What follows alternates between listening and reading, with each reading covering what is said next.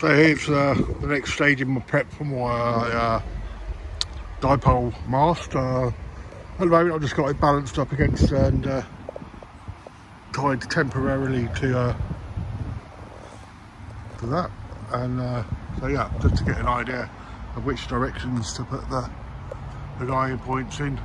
So I've got a garden there, two out there I reckon. I think that'd be the way to do it. Yeah, it'd be a little inconvenient, but anyway, the important thing is I reckon I can get a guide out there and two out there. That's my plan. Having the old route from the Nebula, I reckon these three are definitely good to use. Got two here as well, which I think I can use, and some elastic bungee cord if I need it. Some other guiding rope, I don't think I'll use that. Some smaller bits I could just use for tethering.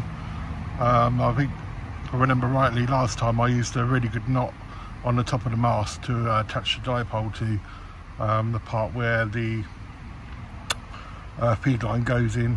Was a very good knot tied to the top, so I can potentially use that for these, one of these three bits for the top. Those are the guidelines for my what do we call him, buddy pole. So yeah, I've taken them out of the ground to give me the space I need to work in, and I've got some stakes to put in the ground. I reckon it's bad to get the rope attached to that. If I need it, I've got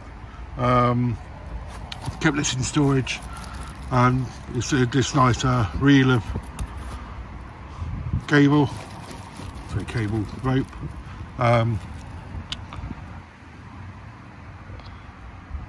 Come on, focus. Anyway, let's read off what it says. Mast on P, length 100 meters, the strength 4 kN, 880 pounds, manufactured in 2017. So yeah, been on the shelf for a while. It's been in my storage for a while. When I bought it, I bought two of these, for £81. I think up a Merrill Lynch.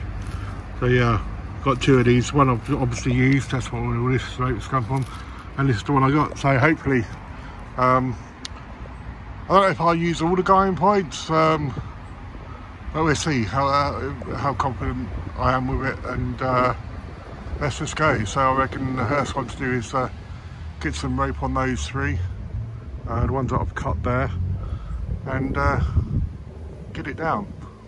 Here we go. See you soon, next bit.